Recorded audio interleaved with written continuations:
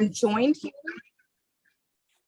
here by Greg Olson, Field Projects Director at Sand County Foundation, and Dallas Glazik, Farm Bill Biologist at Pheasants Forever and Quail Forever. They are our two speakers today.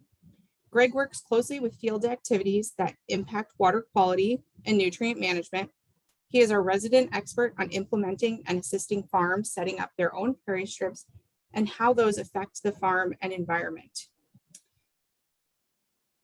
Dallas farms in East Central Illinois and works closely with farmers to similarly set up and manage prairie strips within their agricultural operations in ways that enhance profitability. A few housekeeping things. We are going to use the Q&A if you have questions. We will let Greg and Dallas do their talks for us this morning, and then we will open it up to questions, which will stay on until probably about 9:15 if we have questions to keep going through at that point. We can probably go ahead. Did we share the results of the poll? Yep, and then I will turn it over to Greg. Thank you, Tricia. Let me just get my screen shared here.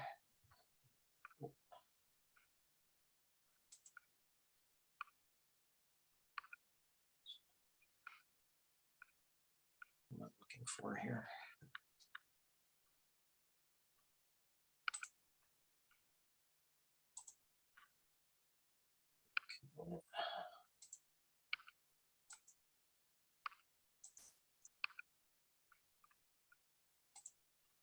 Okay, everybody, good morning. So today I'm going to give you a quick run through on some of the different concepts related to establishing a prairie strip, seed mix, and site, working with the site situation and everything along those lines. First,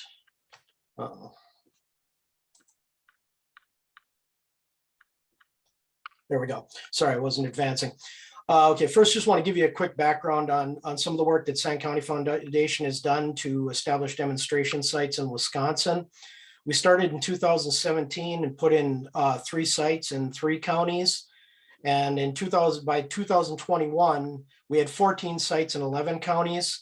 I'm sorry, but on the map here, Fond du Lac County and Green Lake County both have 2 sites that have not been added to this map yet, but I just want to give you an idea of the kind of distribution we're using of demonstration sites here in Wisconsin. So now I'll get into the basics here. I'm going to jump right into it. First, we're going to look at your site-specific seed mixes. You're going to start, of course, with wanting to talk to the farmer and look at the goals and objectives for the project. This is for prairie strips, it's primarily going to be dealing with runoff. That's what the practice was originally designed for, but it has so many other possible benefits that you want to start working with the farmer on what they're looking for. Are they looking for pollinator habitat? Are they looking just for aesthetics? I had one farmer whose wife wanted to have prairie on their property, so that that added to the whole factor here of wanting to make a nice pretty prairie for her to look at. And then, of course, the combination of all these activities together. When you're getting into looking at your seed mix, you also want to, go and look at local examples, talk to local experts. In particular, you can start with NRCS. They have a lot of guidance through their agronomic tech notes and the different prairie establishment guidelines that they have for their programs. But I'm always a big fan of seeing if we can find something remnant or a well-established prairie restoration nearby to look at. That can give you a good idea of what's going to grow in your environment. Then as you move forward and you're looking at the very site-specific stuff, you want to look at the texture of the soil. Because if, a sandy soil is going to be conducive for certain prairie plants and not others, and vice versa. You want to make sure that the plants you're putting down are going to be able to thrive in that texture they're putting there. And the same goes for the moisture regime. Some plants are going to be more adept to wanting to have more water. Others will like drier conditions. So you want to get into that and look at it hard and try to figure out where you're going to be on that dry to wet range of plants you want to put in. So another concept here that comes into actually looking at additions to your mix is going to be nurse crops. I'm a big fan, especially in spring plantings, of adding a nurse crop. That first year of prairie is going to take some time to actually develop. So you're wanting something that's going to grow and help hold down the weeds and actually stabilize the soil while the prairie is starting to get itself going, because it's growing down first. It comes up later. So usually as a nurse crop, I'm going to go with a bushel per acre of oats seeded in, and I'll get into some of that when later with how we do that with the actual mixes on a drill. So another thing that needs to be considered is where are you getting your seed from, and how and what you're looking at when you're getting that seed. First is local ecotypes. Oddly enough, there are different subspecies within some of these prairie plants that do well in certain areas and not in others. As a general rule, it's good to try to find your seed source from within 200 miles of your site. That way, you know that those plants can grow in that environment. The other thing you want to look at is watching the pure live seed content of the seed you're getting. This is actually based on germination tests and tells you what is going to germinate, and that should be used to determine meeting the rate of seeding you're trying to do with those particular types of seed.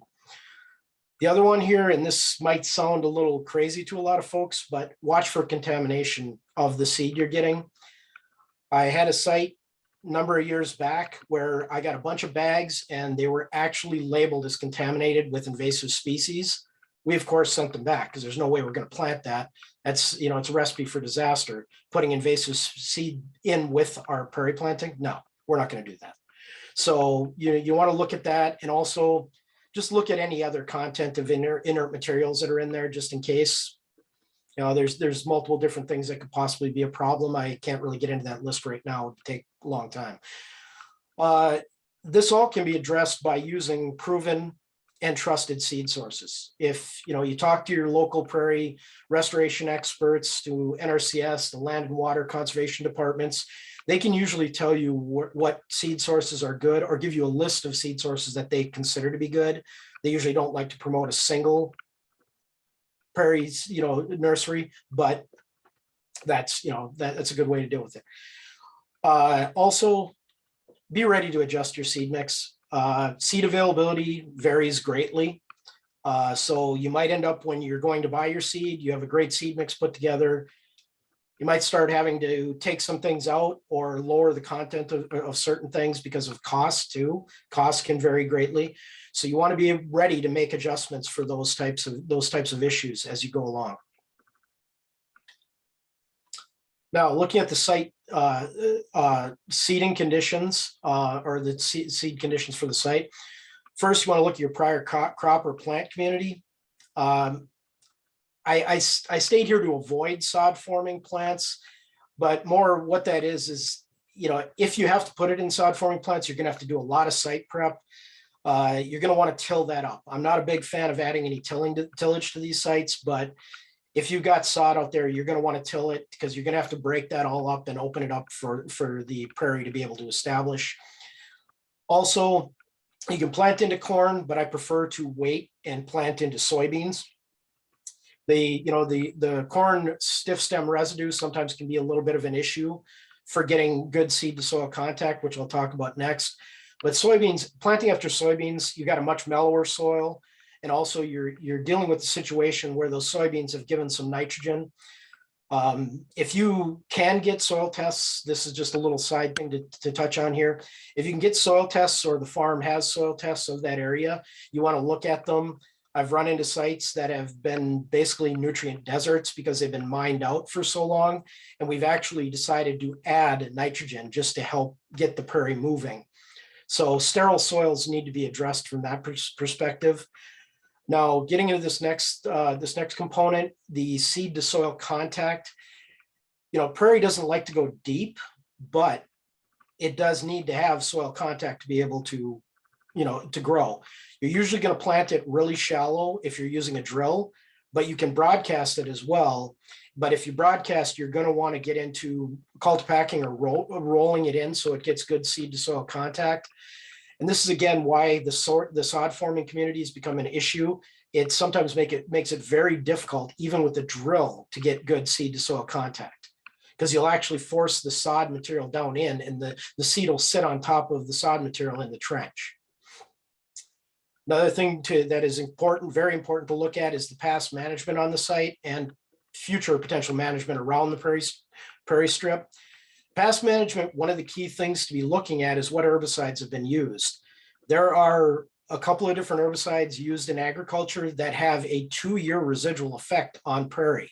So you could be wasting your planting if they used it the year before and planting your prairie into it.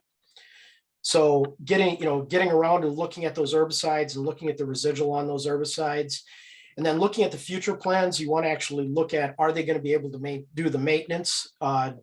Dallas is going to cover the maintenance after I get done here, but it's important to think about these things when you're getting your initial establishment done. Are the maintenance activities going to be viable for what you're with what you're doing? So method and timing. Now, sometimes your site conditions can dictate which method you want to use. I actually had to switch to a broadcast unit on an ATV because a site was too steep. It was so steep that the drill might have even rolled over. It was really just very difficult to get it done. So that's a condition where you would actually have to switch to broadcasting and an even smaller unit on an ATV just to keep things safe and make sure it's going to work. But on the other end, on some of these higher slope sites, if there's a high runoff potential, you might want to be drilling the seed in so you can actually get the seed down into the ground a little bit to protect it from being washed away by runoff. That again is also why I talk, the rolling and cultipacking. If you're broadcasting, trying to get it in there so that it's more secure and has good seed to soil contact. Now, prairie's warm season species, your seeding windows are going to be somewhat limited depending on where you are. Here in Wisconsin, most of the areas I work, we don't plant after June 30th, and we won't frost seed till after October 15th. So basically summer and early fall, we avoid doing any plantings because prairie, it wants to come into those warm seasons as it's germinating. So farming activity and timing of said will also affect things. If you've got early crop planting, that might affect your ability to get in there and seed in the spring. Same thing, there might be fall activities that could be getting in your way. So you have to work around what's happening on the farm for your seeding. And then again, the equipment and the seed variety are going to be important here as well.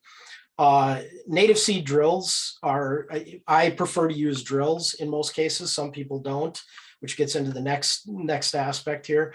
But in general, drills can be expensive to get at times, especially when you're doing less than an acre sometimes on a prairie strip.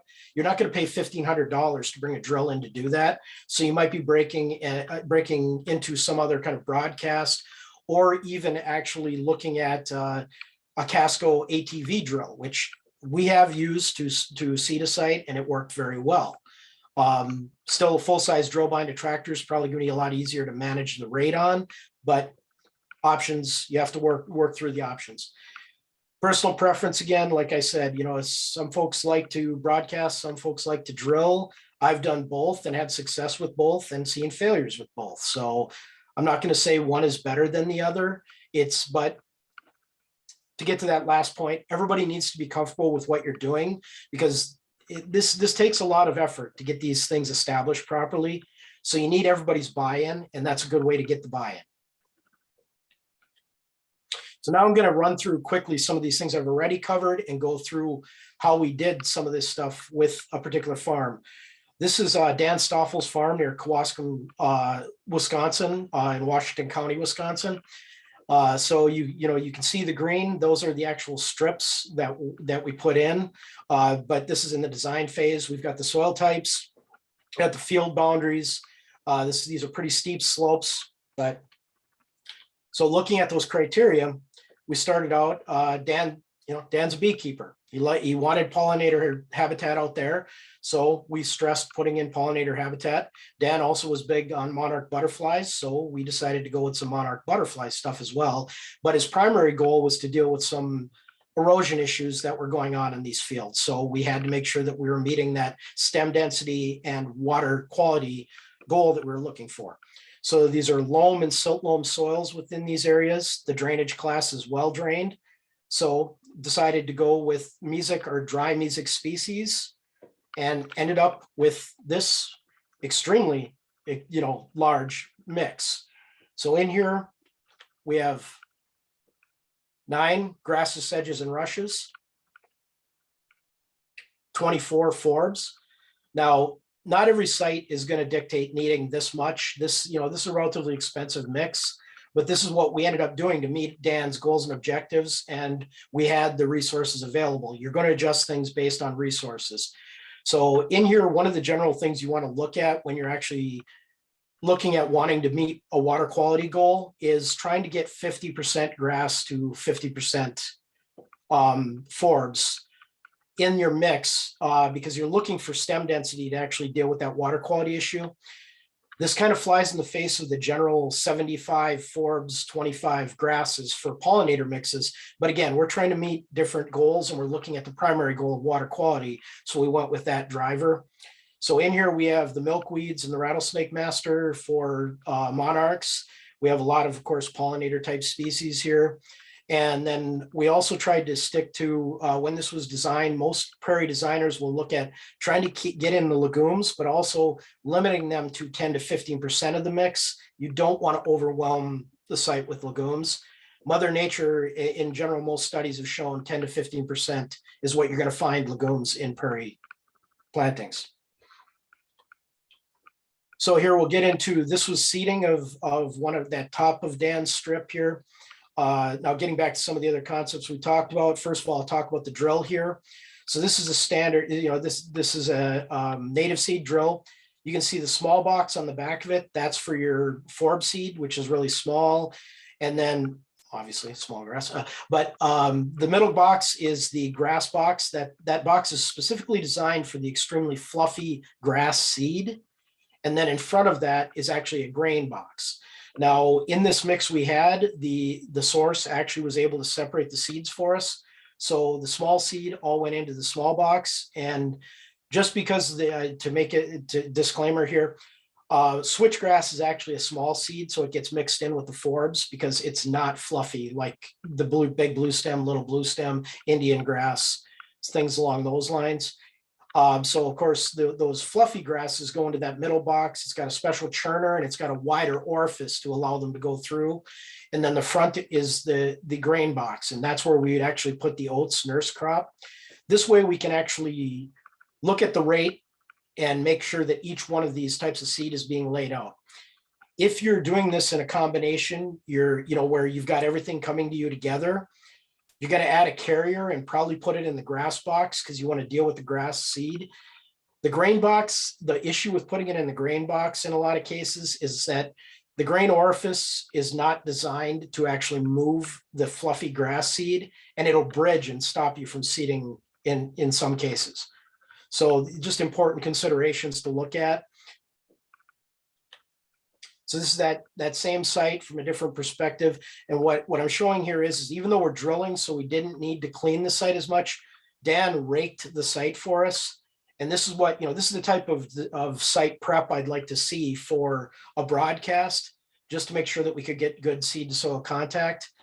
Like I said, it's not quite as necessary when you're running a drill because the drill is going to cut through light material.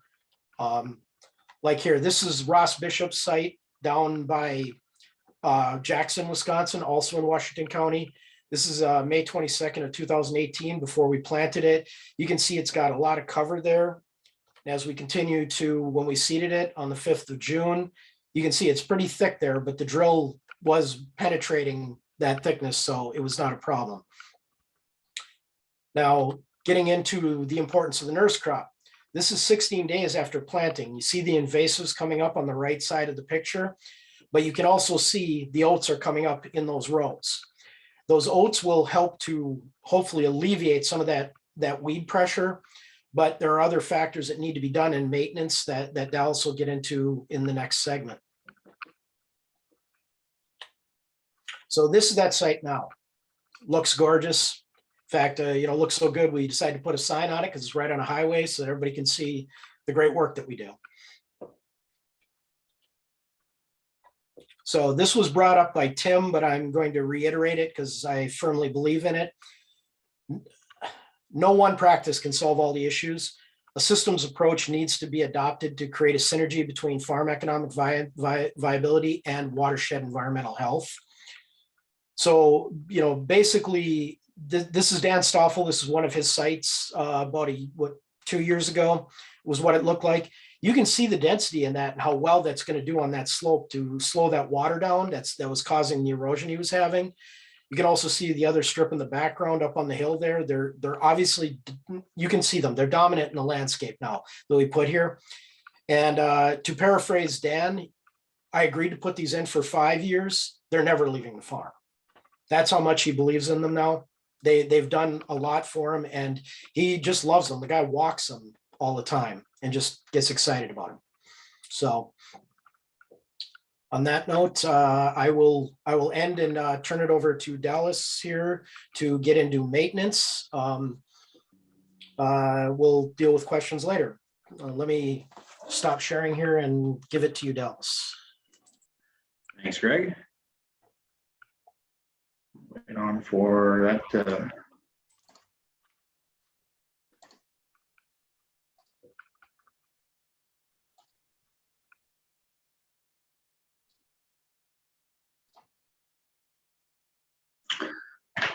All righty. Yeah, so Greg actually had quite a bit of good points that going to be coming into with the management that follows through with good proper design. But to start off, my name is Dallas Glazik. I am a farm bill biologist in East Central Illinois with Pheasants Forever. And Pheasants Forever is a grassroots organization where volunteers get to help put in prairie habitat, all sorts of stuff. Has the equipment and ability to run management as well. So it's a nice organization that's done good work around all the surrounding states of Illinois. But this talk's going to be on prairie strip management. Going to go over some agenda items here. Going to go over the plant community succession and why management is important, management tools and activities. We're going to touch up on CRP contract management because that does have some particular deadlines. Management's the same, but you got a little more paperwork and deadlines to deal with it. The why, when, and how. And to start it off, as Greg was mentioning, the best management is a good design. If you have a properly planned out site, it is going to make management a lot easier. It is going to make everyone's going to be on the same page. It's just going to be a lot better. This particular project here is going to be the primary example that I use throughout the entire presentation. It is located in Ford County, Illinois, so just about 30 minutes north of Champaign. And he installed these 15-foot wide strips across this 50 acre. And he has every 120 feet is the crop strip, and then he has a 15-foot prairie strip. And he's now on his third year. So he definitely laid out these strips with his equipment. He had the option of using auto steer and GPS to where his tractor will line up on his field. He has one complete round, jumps the strip, one complete round, jumps the strip. And so his equipment is not going to be interfering with his strip. So if he's running any tillage equipment or running a sprayer, it is less likely to damage that strip. And that's one thing to definitely keep in mind. The second best is good site preparation. I always shoot for 50% or greater of bare soil, as Greg mentioned. Actually, yesterday, about 16 acres of here, and that was all broadcast seeding, and 20% snow cover onto soybean residue. So that is really the ideal, with a little bit of frozen ground and snow on the way. So that'll take that seed to the proper depth and be good from there. And then as well, kill off any invasive plants ahead of time. If you have cool season grasses or woody vegetation already there, get rid of them before you plant your natives. For those interested in CRP, this is CP43 is the practice code for prairie strips. And you have different things to consider. You have both the Farm Service Agency and the Natural Resource Conservation Service that you will be working with out of your local USDA office. And there's a thing called mid-contract management that you are required to do. So that is typically conducted halfway through the contract period, broken up over 3 years and doing a third of the total area each year. And the big thing you really want to check are the dates. So they have hard deadlines, and if you do not follow those dates, you are out of compliance. Or if you do within the primary nesting season, you would be out of compliance. And then that's when you run into issues with your FSA and NRCS. And just some mid-contract management, more CRP requirements is 100% of the acres in years 3 to 6. You can do work outside of those time periods. That's going to be mainly small bits of work such as terminating woody vegetation or invasive species such as thistles, stuff like that. For re-enrollment, if you are after your 10 or 15 year mark and you want to continue CRP, there is a good chance they'll have you do management then to go get back into the prime set of compliance. And these are the going for CP43. Which is the prairie strips. You have options of disking, burning, spraying, or interseeding. And as well, you have to avoid management from August 1st to April 15th, and that is primary nesting season for my area of East Central Illinois. I know it does change when you get up into Greg's area, Wisconsin, but so make sure you check for the primary nesting season. And also do check with your FSA if cost share is available. And if you already have a contract, but you don't know exactly when you are looking at it, you need to look at this sheet right here. It is a Conservation Plan of Operations, also known as CPO, and it will have the date and what management activity you are signed up to do. And then again, always avoid nesting season. That is their big big hit, is always avoid nesting season. All right, so what does management do? The things that it really does is it removes unwanted species. So any invasive plants in there, I put in quotes weeds because a lot of farmers call agronomic, weeds, but weeds just an unwanted plant at an unwanted time. But the big ones we're going to be fighting off are invasive plants and cool season grasses, because those are what I've noticed to be more of the prairie killers. But as well, it promotes desired species. A lot of these native plants were developed with grazing and fire. And so by bringing that into the operation, you can actually stimulate your plant growth. And as well as it sets back natural succession and keeps the ecosystem in a state that you desire. For prairie strips, we are looking at prairie for that. And going to dive into community succession, because that is the point of management, and by understanding the succession timeline, it will really help you understand what to do management and when to do it. So early successional habitat is a state best for wild game habitat and for beneficial insects because it has a lot of blooming plants and grasses. And this is kind of what it looks like here. So a typical ag field is going to be that bare field if we think of conventional tillage. And as we move through the succession timeline, you're always going to have that year in 1 and 2, that weed flush is what people call it. You get those early successional plants that flush up. Well, they'll die back once the prairie gets established and they start moving upward instead of downward within that first year. And that's where you hit that 3 to 20 time frame. That grassland to grass shrub is very, very diverse. It's very beneficial for a lot of species here in the Midwest. And so that is the target for these prairie strips, and that's where you're wanting to keep your vegetation. And you get something like this, where you get thick native grasses And as you move through that succession timeline, they're actually choking out your wildflowers and forbs. And so you're wanting to set these back a bit and re-stimulate some growth of your wildflowers and forbs and keep that diversity there. And so here's an example of that field right after a prescribed fire coming the next June timeframe. You can see that the grasses are still there, but you just reopened some sunlight and germinated more of those forbs. And always a food for thought. I throw this out here. Timing is very critical when it comes to management about what you're trying to promote and what you're trying to terminate. And so here's a nice map.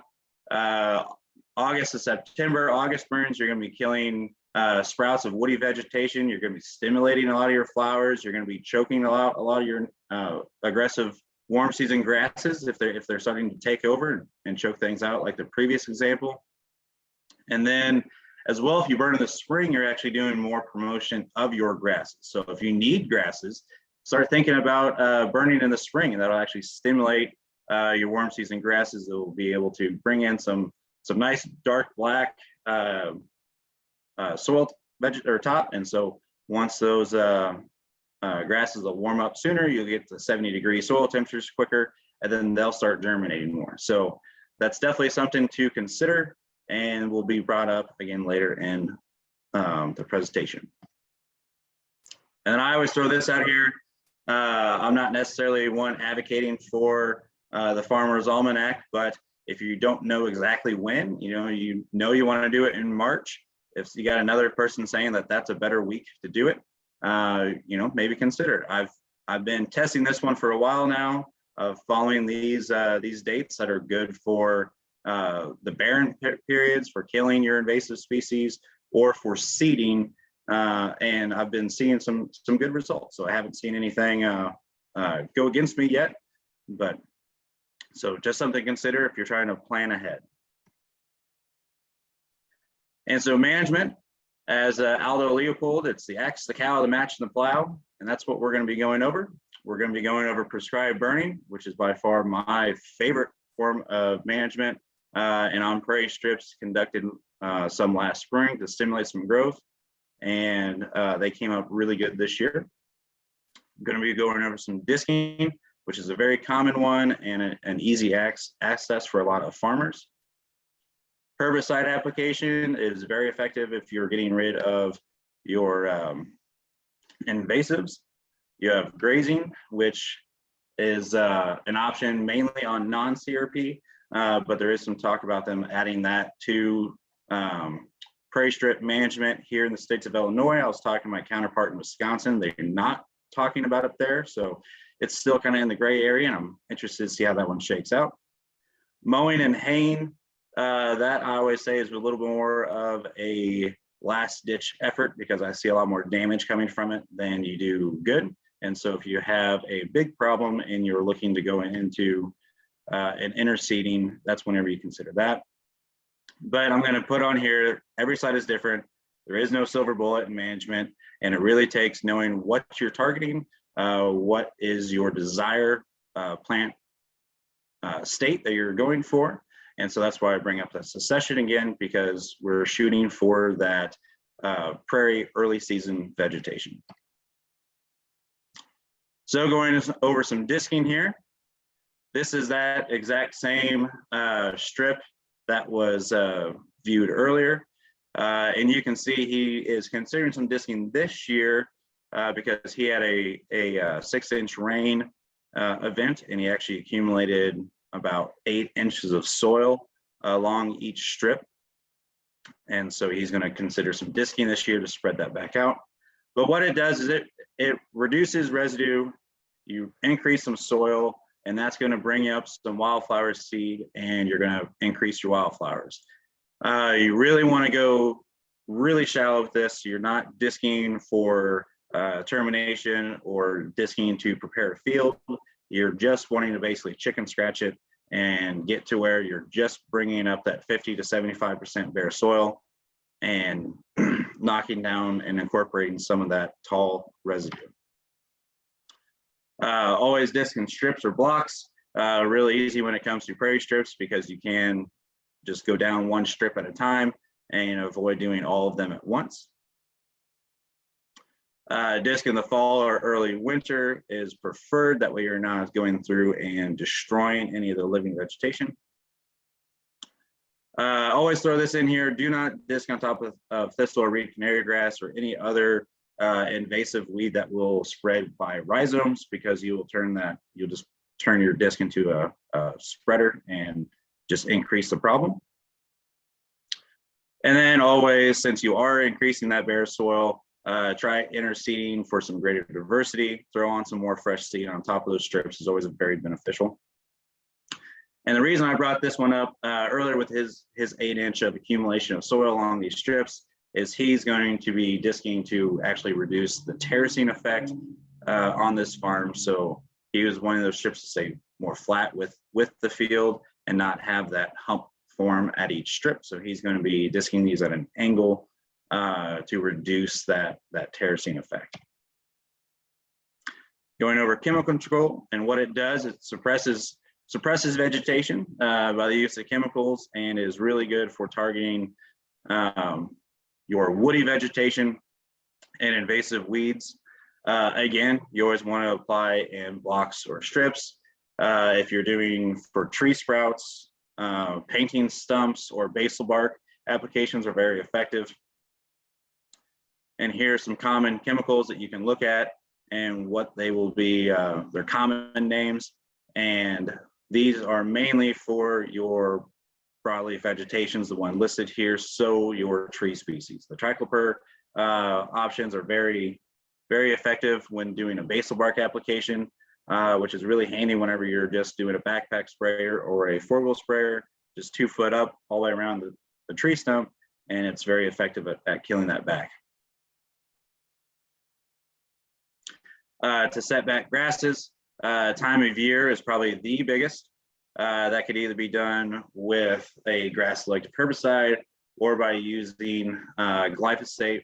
But if you use glyphosate, since that is a total kill, do consider the time of year to be very, very focused on. So cool season vegetation, if you're trying to kill those, you're actually looking at spraying in October to November time. So once everything kind of goes dormant and your native vegetations are dying back is whenever you're looking to target those cool season vegetations. I always say if it's green whenever the leaves fall off the trees, it's probably going to be a cool season aggressive vegetation and should be targeted out of your prairie strips. And then again, always apply within strips or blocks. Try to avoid hitting every strip all in once because you want to keep that diversity. You don't want to take a risk of completely decimating if you do something wrong. And so by taking it in smaller strips at a time, it keeps it a lot more manageable, and then as well as it keeps you from having a complete disaster. Going to hit on grazing here because that is what one of the methods that the farmer here in Ford County is doing. He's actually grazing pasture, or pasture pork, and you can get a lot of benefits from grazing. So with cattle, they are known to target grasses. So if you throw out a ruminant animal, they're going to be going after grasses first, looking for those carbohydrates. Where if you throw out more swine, they actually target more your root crops and forbs. And then goats target shrubs. So he was looking at swine because he had a lot of agronomic weed pressure, such as your pigweeds, your water hemps, stuff like that pop up. And so that's what he was wanting to target. He was wanting to target more of those large taproot weeds. So that's why he was looking at swine. And then if you have a shrub problem approaching, consider some goats. They're actually pretty effective at browsing on common ones like honeysuckle or autumn olive and stuff like that. They can be really effective at getting rid of that. As well, grazing is really good for wildlife structure if properly managed, and I have that in there because it's rotational management. It is not conventional grazing to where you just let them go and see you in 3 months. You have to move them constantly throughout the day. Once a day is preferred. If you can do it more, it's going to be actually better. and then you can move them through the strips, and they will just consume a little bit at a time. You're shooting for 60% trampled and 40% consumed. You actually are creating bare ground for chicks and other wildlife, enabling them to go through the underground of the strips, and increases your wildlife diversity. And then a big benefit is you are recycling the nutrients from your strip and able to actually spread it back out into the field. Mowing and haying, again, this is not something that is CRP management. So if you are looking for CRP, do not consider this as a management. And it should always be done in a very high mow. I always look at 10 inches or higher. Less than that, I've noticed you are scalping the site and really causing more damage than good. If you are looking to spot mow and with CRP, you do have to get approval from the county committee. So if you have a thistle patch or something like that that you're looking to mow down, go to your county committee and send in a letter and get approval for it. Mowing with disking or spraying or haying is better. So by mixing a lot of these together, if you're looking to target something, that's whenever mowing is more desirable. With haying, what you're doing is removing litter, and it can have its purposes if you have a very high either cool season vegetation or aggressive weed come in. And then on here is probably its best usage is it's good for site preparation, especially if Greg mentioned if you are going into corn stalks instead of bean stubble, consider baling up those stalks or mowing them out really and just kind of scalping the site and spreading them, getting that residue as fine as possible. Going over interseeding, it is one that's really beneficial for wildlife, and it just brings in diversity. Is the goal with interseeding is if there's a flower that you want there that was not there, consider interseeding and get it on. Prescribed fire, again, this is my preferred method. It is the most cost effective, it is the most efficient. It controls woody vegetation, it controls cool season vegetation, it stimulates your natives all at the same time, as well as being extremely fun. And so we're going to dive in a lot more into this one. Just reiterating the fact that it stimulates, it is extremely good for the landscape. And that was this exact same site. You can see there during the burn, and then this was it that following spring. It just, everything regrows and is nice and lush. There's a closer up picture. And it kills trees. So that's a cottonwood tree that was sunt. Fire will effectively kill trees up to 7 inches. And so if you have a lot of cottonwood trees or mulberries coming in, consider fire, and it will top kill and remove a lot of those woody vegetation. You can see here, those are all dead now, and those are some decently tall trees that were all killed with prescribed fire.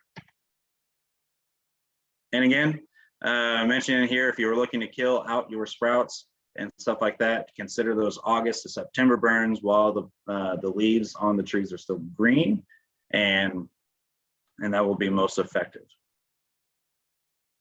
And we've been bringing these in on Prairie Strips, quite effective here, and especially in that early August timeframe, you're able to top kill a lot of undesirable species. And while the crop is still green, so your risk of spreading the fire into the field is very, very low at that time compared to other times of year. And you just get a really good, effective spray. So this was that same strip right here the following year. So this was following August. And again, the corn is just green and it's not going to carry through. And then just increase the diversity of that strip and just revitalizes it. So going to touch over the how with prescribed burn. If you are in CRP, do get a burn plan and a burn permit from your local NRCS office. They're the ones that can write that, and that is what you need to turn in for cost share. But the big considerations, the big things on it are you're going to look at weather, location, help, emergencies such as like fire departments, definitely let them know ahead of time. And then ignition sequence, I've noticed the best is what's called a backing burn. So you work into the wind and you consume just a little bit at a time.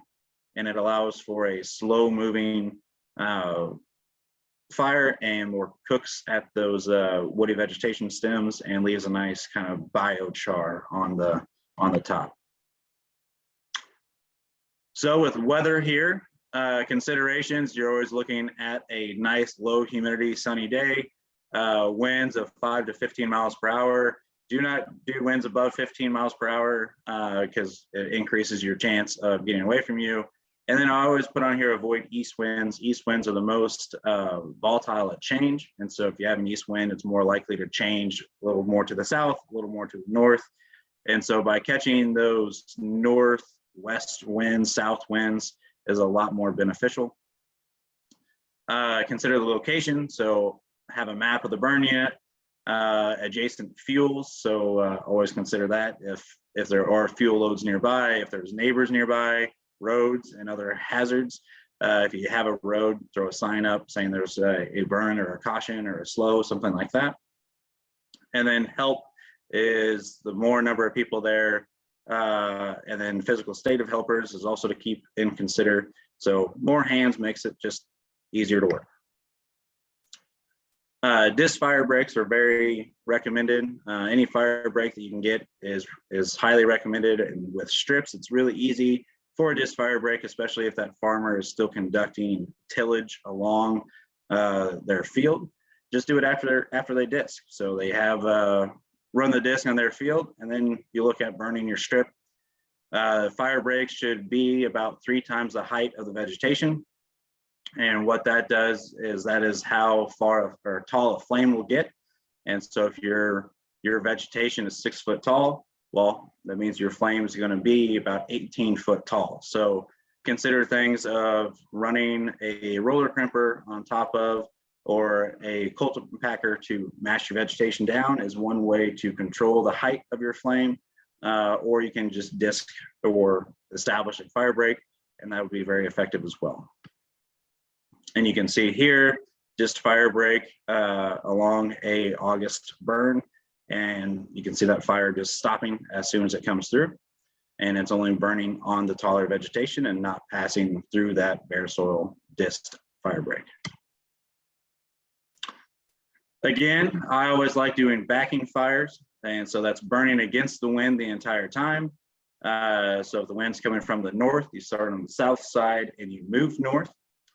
A ring fire is where you'll do your back fire first, and you go up the sides, and then you'll come across the top and bring in a head fire. So those are good if you're wanting to bring in a hotter fire at first. Particular areas to just stimulate a little bit more is where you consider ring fire. But other than that, I would stick with the backing fires. And please do not solely do a head fire. Head fires where you light on the side with the wind.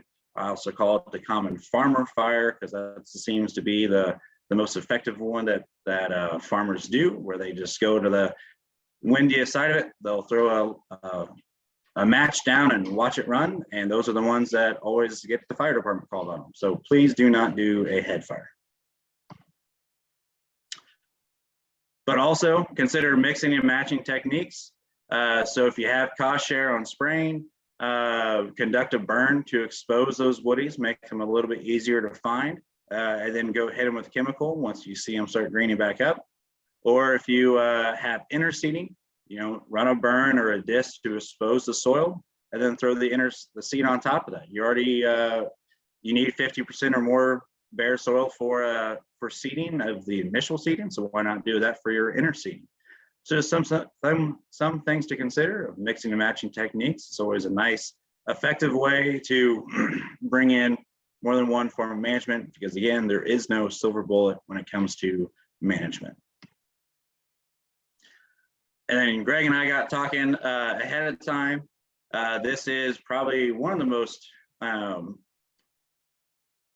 cautionary things to to be told is do not overmanage or recreational management. It is quite common. We have two plants here.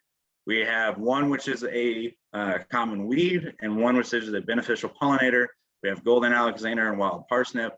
And as you can see, they look very similar. So without proper identification, if you're going out there and just recreational management or over managing, I mean, it's common. People get excited about these strips. They want to help them out as possible, but know what you're doing, because you can go out there and you can cause more harm than good if you are doing management poorly.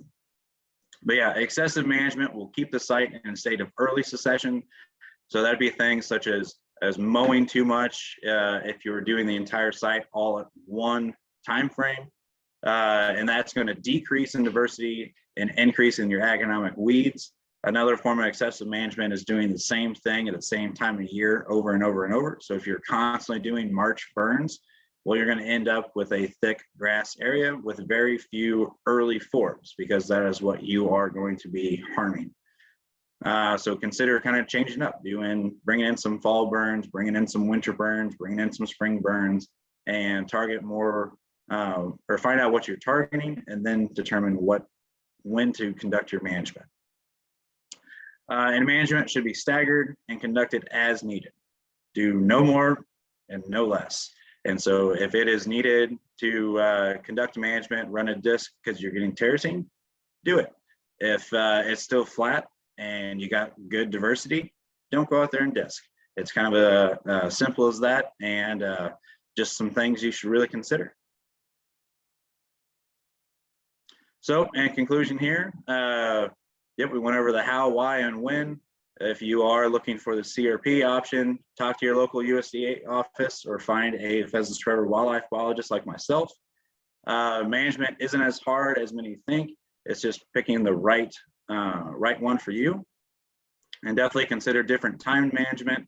And if you are looking for your nearest wildlife biologist, there is the website for us. It's pheasantsforever.org/find-a-biologist. And then I have my contact information there for anyone in Illinois if they want to reach out, and I'd be more than happy to help them establish prairie strips.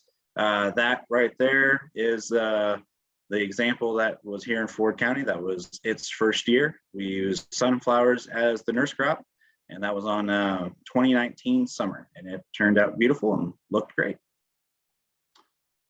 And with that, I am done. So I will stop sharing my screen. Perfect. Thanks, Dallas.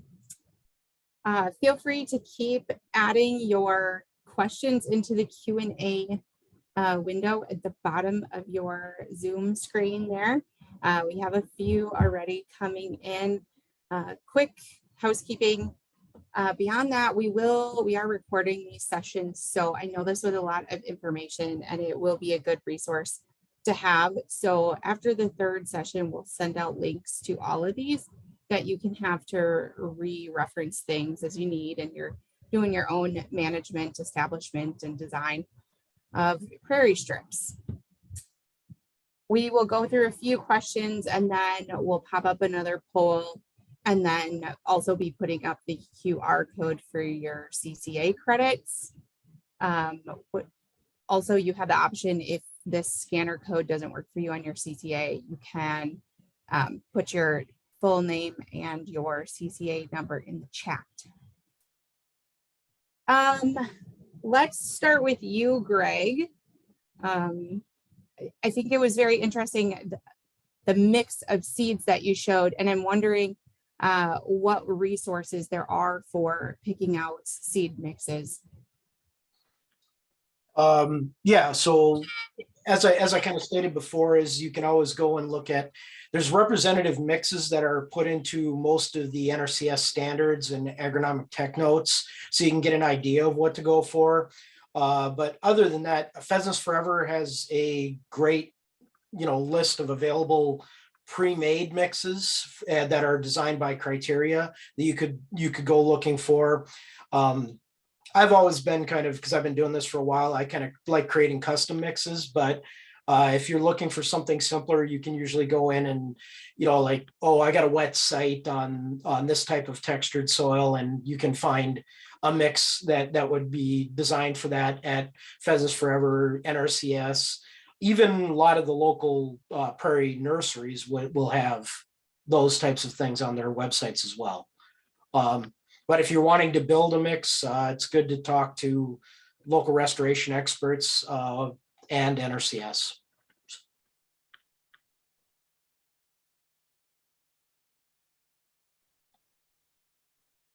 Thanks, Craig.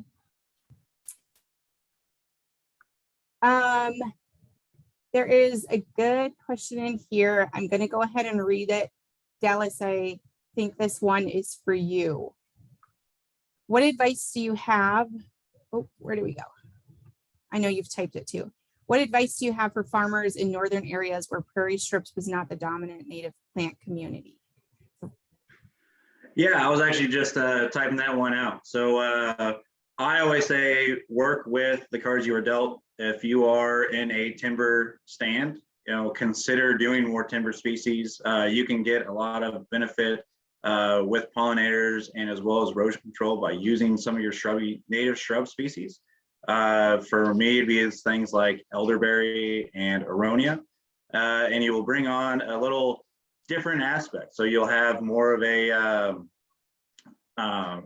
early bloom periods and be a lot more stimulator for early pollinators, stuff like that. So if you're in the northern area and you have more trees, definitely consider that, and then work with your soil and talk to local biologists or USDA about what understory plants are desirable there. Perfect.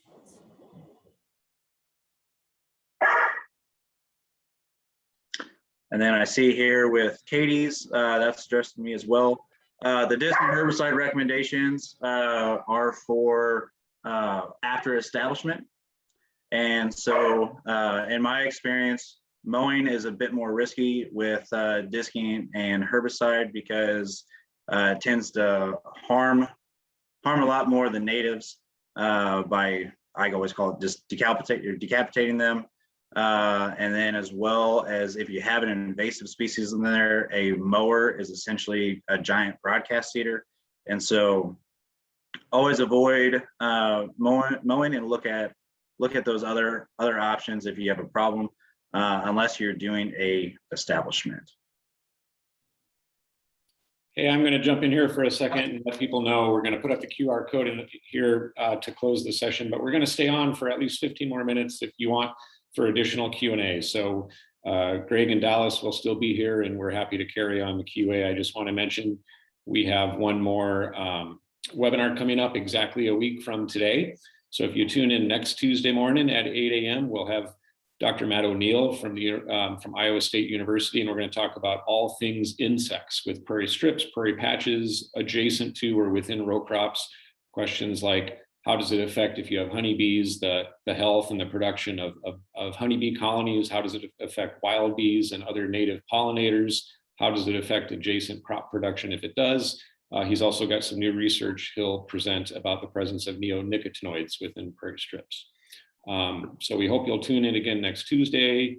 Here at last is the QR code. I'll leave this up for a few minutes. You can also type your CCA number in the chat or email it to Tricia at that address as well.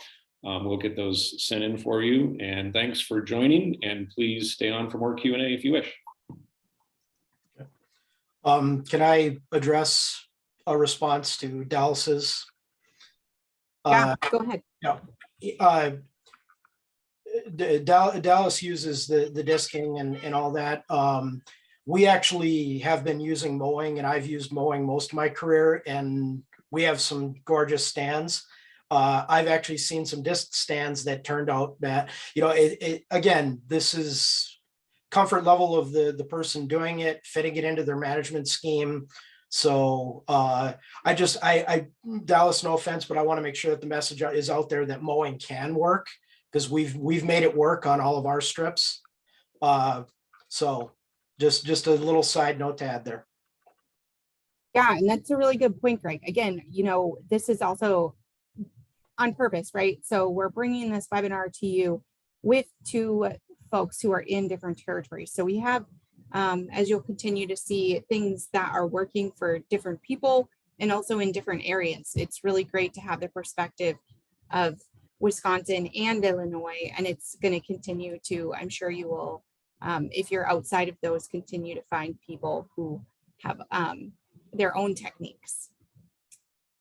Greg, there was a question early on about how to hold your seed in place during establishment with regard to water flow. So as these strips can be placed on fairly steep slopes, or how do you, I know we talked about some management about keeping them in place, but do you have any other suggestions to keep them from eroding away? Yeah, as I kind of stated earlier in my presentation, I'll try to switch possibly to drilling and making sure I'm drilling on the contour so that I'm drilling at a 90-degree to the water flow. That can help.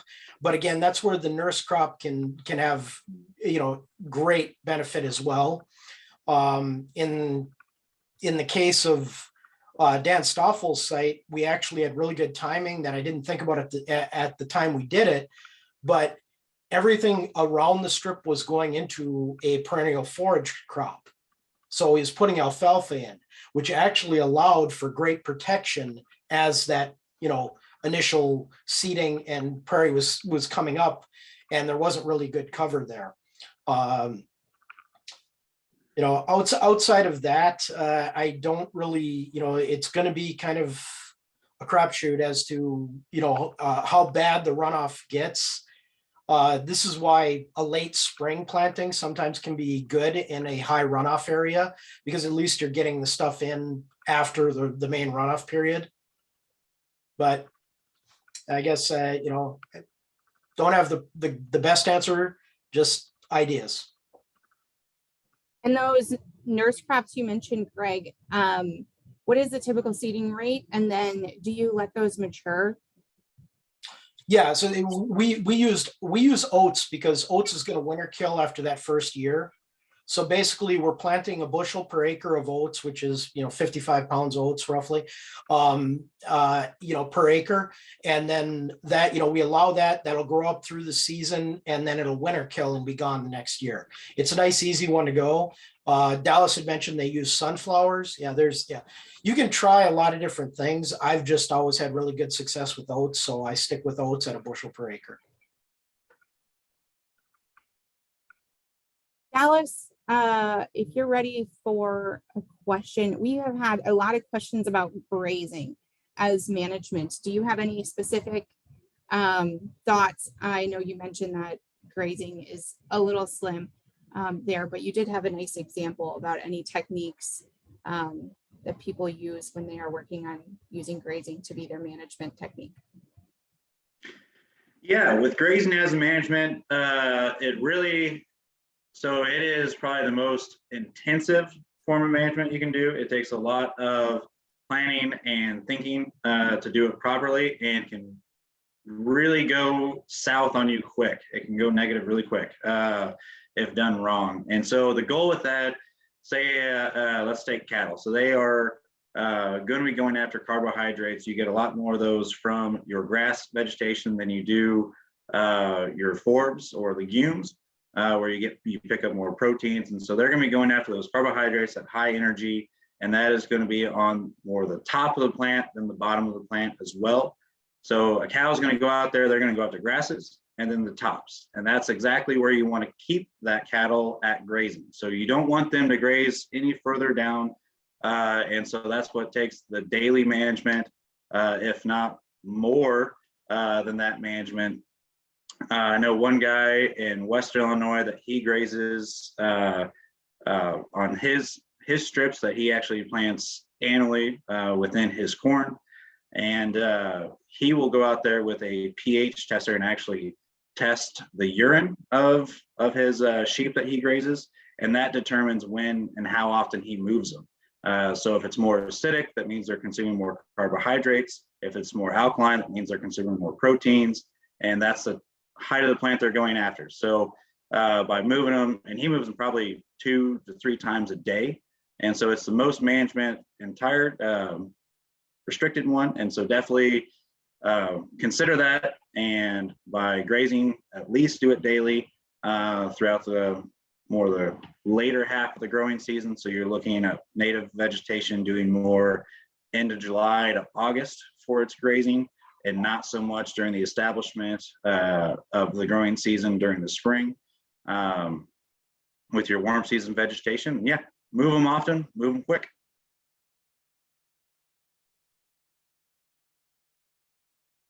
This one's also for you, Dallas. I think this is a really good one, important to a lot of people. Are the management costs of strip maintenance accounted for, and how do you account for them? Cost benefit analysis, thinking about burning. Is there one of the management techniques that ends up making more sense economically? Yeah, so when it comes to the management cost, that is extremely variable. And I put burning as the most cost effective if it is conducted by the farmer. However, if you were to hire out a burn team, they're going to be upwards of $300 an acre. So then it could be the most expensive. And when it comes to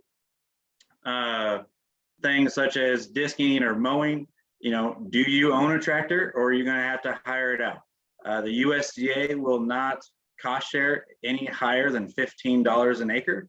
So they anticipate management to be up to $30 an acre and not higher. So if it's higher than that and you are in CRP, do know that you will not be receiving cost share for anything more than that, and that it will be on your own financial responsibility of maintaining that. So it's really the cost of it is related to the abilities that you have on hand. Perfect, thanks. Greg, let's move to you for a couple, and then Dallas, I'll come back to you for more of the scenario going on, because you had a few of those. Greg, there was a question. What are your thoughts on mowing and then spraying before seeding? I think this is getting at in those situations where you do have some sod, how do you manage that? And is this a good technique to get around that? Well, mowing and herbiciding, we will use herbicides to prep the ground to get rid of vegetation. The big thing with any use of herbicides around prairie is watching residuals. Just making sure that you're getting outside the residual of whatever herbicide you're using before you plant. So yeah, that could be a design. In sod, your issue is going to still be that density of the soil from that structure of the sod. It's one of the few times where I will say you need to go and till ground before you plant the prairie. So if this is discussing a sod field in particular, yeah, that I still would recommend at least disking up the ground before you plant on it, just to break up some of that just dense root mass. I've always maintained that sod is near concrete in how solid it can be. So Greg or Dallas, I'll let either of you take this. Is there a challenge and for controlling noxious weeds in the strips? And if so, what weeds become more problems in your strips? I'll let you both take it. Maybe you have different answers for Wisconsin and Illinois, what you've seen. Yeah, I can definitely see that one's going to be variable depending on where you're at and the weeds that you have. I've had some that are along more urban areas, and so they get noxious weeds such as teasel and purple loosestrife and things like Phragmites come in. And then I've had some that are in agronomic areas that bring in Canada thistle and reed canary grass. And so that's very, very dependent. And whenever you're looking at invasive species, I always go with first, number one that you have to do is proper identification. And then you look at how to eradicate it. And more times than not, it seems like if it's an introduced invasive species such as Phragmites or purple loosestrife, you're going to be looking at chemical options. And there are even chances you're going to have to nuke your entire site and restart. If it gets bad enough, you're just going to have to bite the bullet and kill it off and start over again. But I'll let Greg go over that more too. Agree with all of that because in fact, long time ago, we had a site that got overrun by Canada thistle. And once it got over 50% of the site, we just decided it was time to start over. You know, go in and do a clean kill on it. And oddly enough, in my experience, some of the best thing to do is put it back into row crops for a couple of years because the herbicide regime that goes with that will clean it up and then come back and plant. You know, that seems to work pretty well. To Dallas's point about identifying and knowing the species, issues we find in a lot of our sites is wild parsnip and Canada thistle are an issue. But the wild parsnip one was an interesting one, and that Dallas had brought up that, you know, in his presentation about that discussion we had.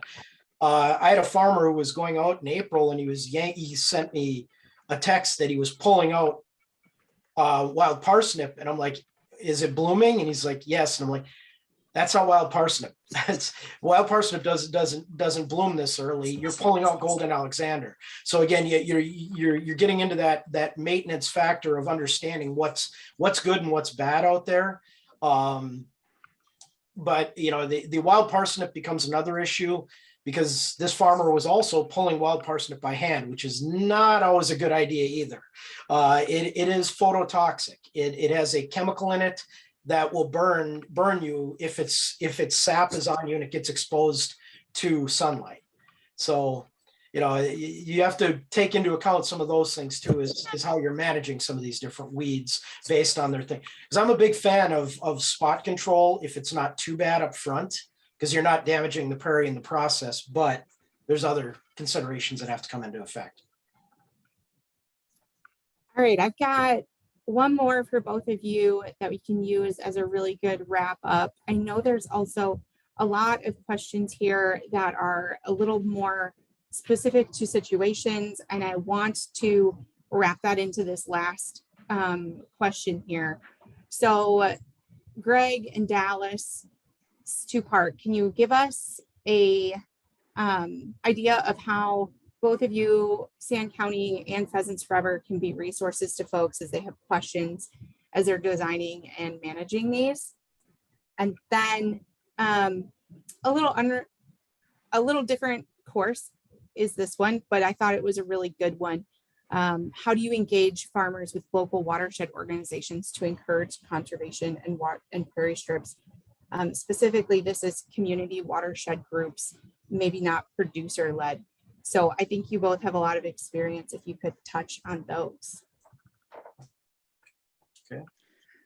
Yeah, Pheasants Forever, as mentioned earlier, we have biologists that work out of USDA offices that work with those USDA programs such as CRP for design, and then with installation, we have local chapters that do have equipment and are able to rent it out. And in some cases, they will just volunteer to even work it for you. And so that's always a good avenue that Pheasants Forever can bring to the table. Yeah, tools and knowledge. And then working with watershed groups and engagement. What I've noticed works best is getting out there and attending meetings and just showcasing what you can do. And once you get some real life examples, you show them in a presentation, get the farmer to come talk about them, and that seems to be the best for me. So agree with that. That's in fact, Prairie Strips took off in Wisconsin after both Dan Stoffel and Ross Bishop started making this speaking circuit with me to talk to other farmers. That, you know, having that coupling up made things work great. You know, we can spend all day talking about the benefits, but when another farmer is out there promoting, this works on a farm, this works for my farm and why, that's going to get a lot more traction than we ever will. As for, I I'm glad to, if, when I have time, because I'm sorry, I get very busy with other projects. I don't just do Prairie Strips, but my email was up there. You can email me. I'd be glad to help as much as possible with any Prairie Strips work you're doing. Awesome. Thank you both. Thank you all for attending at that. We will wrap it up and hopefully see you all next Tuesday, the 22nd at 8 a.m.